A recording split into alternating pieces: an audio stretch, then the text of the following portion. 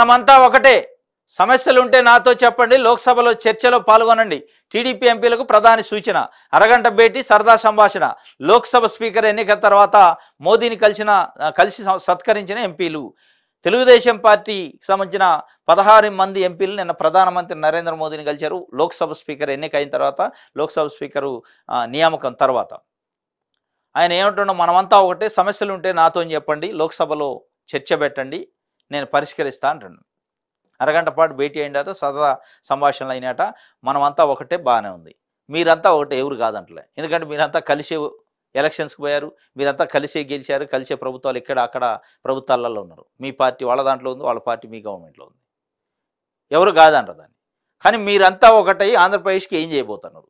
మీరంతా ఒకటై ఆంధ్రప్రదేశ్కి ఏమన్నా ప్రత్యేక హోదా తెచ్చే కార్యక్రమం ఏమైనా ఉందా? ఈ సరదా సంభాషణలైనా, ప్రజలకు సంబంధించిన సమస్యలు, రాష్ట్రానికి రావాల్సిన నిధులు, రాష్ట్రానికి రావాల్సిన పోలవరం నిధులు కానీ, అమరావతి నిధులు కానీ, ప్రత్యేక హోదా విషయం కానీ, steel plant, Visakha steel plant ప్రైవేటీకరణ కానీ, ఈ విషయాలపైన ఏమైనా స్పష్టత ఇచ్చే అవకాశం ఉందా? ఈ విషయాలపైన మాట్లాడుతుండ్రా? లేదంటే మేము ఒకటే కాబట్టి అని సరదా సంభాషణలేనా అనేది ఇలా ఆంధ్రప్రదేశ్లో ప్రజలు ఆలోచన చేస్తున్నారు.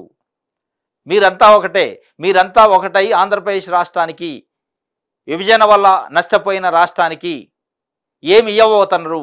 ప్రత్యేక హోదా ఇస్తున్నారా, ప్రత్యేక ప్యాకేజీ ఇస్తున్నారా, ప్రత్యేక నిధులు ఏమైనా ఇస్తున్నారా? దానికి సంబంధించి కదా మీరు మాట్లాడాల్సింది. దానికి సంబంధించి ఏమైనా చర్చ వచ్చిందా అంటే ఏం లేదు. సరదాగా సంభాషణ చేశాడు అరగంట పాటు. ఈ సరదా సంభాషణలతోని, ఈ సరదా టైంపాస్తోని కాదు ఈ ఆంధ్రప్రదేశ్ ప్రజలకి ఒనగూరేది. మీరు విలువైన టయాన్ని, విలువైన ఈ రాష్ట్రం కోసం, ప్రజల కోసం కేటాయించాలి. అట్లా మీకు తీర్పిచ్చారు. మిమ్మల్ని ఆ తీర్పిచ్చిన దానికే. కానీ ఈ టైంపాస్ వ్యవహారాలు చేసి మనమంతా ఒకటే, ఈ ఒకటే ఎన్ని రోజులు ఉంటుంది, ఉండదు అనేది పక్కన పెడితే, ఉన్నన్ని రోజులైనా మనకి ఈ స్పెషల్ స్టేటస్ విషయం కానీ, అనేక రకాల సమస్యల విషయంలో స్పందిస్తే బాగుంటుంది.